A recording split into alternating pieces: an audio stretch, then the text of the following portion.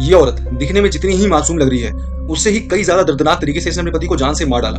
तो ये कहानी है सोनू झा की, जो कि समस्तीपुर बिहार के रहने वाले थे और जिनके घर वाले उनके लिए एक रिश्ता ढूंढ रहे थे। आगे जाकर उनकी मुलाकात अश्मिता देवी से होती है और इनका रिश्ता फिक्स हो जाता है और दोनों अक्सर फोन पे एक दूसरे से बहुत बहुत बातें करते हैं। पर पता नहीं क्यों आगे जाकर सोनू के घर वाले अश्मिता देवी से रिश्ता करने के लिए मना करते हैं। पर इस समय तक इन दोनों का प्यार ही उफान चढ़ जाता है और दोनों जिद कर शादी कर लेते हैं। पर सोनू को शराब पीने की बहुत ही ज्यादा बुरी लगती, जिसकी वजह से आए दिन अश्मिता देवी और सोनू के बीच में झगड़े हुआ करते थे। पर खैर, आगे जाके इनको दो बच्चे हुए, जो कि जब बड़े हुए तो अश्मिता देवी ने सोनू से बोला कि अब बच्चों को पढ़ाने के लिए ट्यूशन टीचर हम घर पे रख लेते हैं। तो सोनू ने अपने ही गांव के पास एक हरिओम नाम के लड़के, जिसकी उम्र 25 साल थी, जो हाल ही अभी कॉलेज में गया था और जिसको पैसों की जरूरत थी, उसको अपने घर पे एज अ ट्यूशन टीचर रख लिया 500 रुपए महीने के हिसाब से। पर हरिओम ट्यूशन पढ़ाने बच्चों को तो आता था, पर बच्चों से ज्यादा उसका ध्यान बच्चों की माँ पर था। पर यह बात धीरे धीरे कहीं ना कहीं सोनू को भी पता चल चुकी थी, क्योंकि उसने अपनी बीवी अश्मिता को पूरे दिन और पूरी रात फोन पे लगा हुआ देख लिया था और उसको कहीं ना कहीं ये पता चल चुका था कि यह सिर्फ हरिओम से बात करती है। तो सोनू ने भी अपना एक कदम बढ़ाते हुए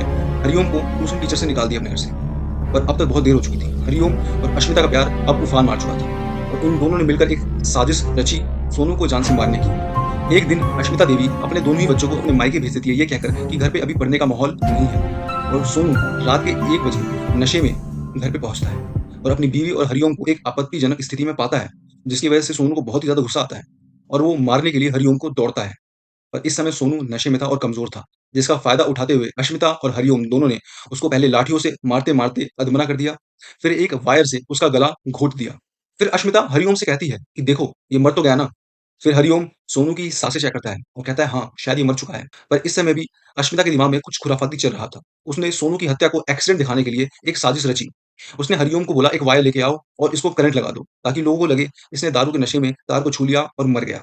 और उन्होंने यही सेम चीज किया और उसके बाद हरिओम वहां से भाग गया और अश्मिता जाके अंदर कमरे में जाके सो गई। सुबह उठते ही वो चिल्लाने लगी और सारे पड़ोसियों को और रिश्तेदारों को बुला लिया, ये कहते हुए कि मेरा पति मर गया करंट लगने की वजह से।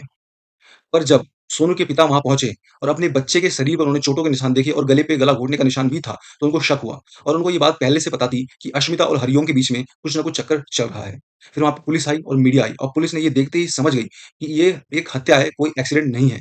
फिर पुलिस ने अश्मिता से बहुत ही कड़ी पूछताछ करी। फिर अश्मिता ने ये राज उगल दिया और उसके कॉल हिस्ट्री से भी ये राज पता चल रहा था कि अश्मिता पूरे दिन हरिओम से बात करती है और हत्या वाले दिन भी उसने 1 घंटे पहले हरिओम से बात करी थी और हरिओम का लोकेशन भी उस समय सोनू के घर पे दिखा रहा था।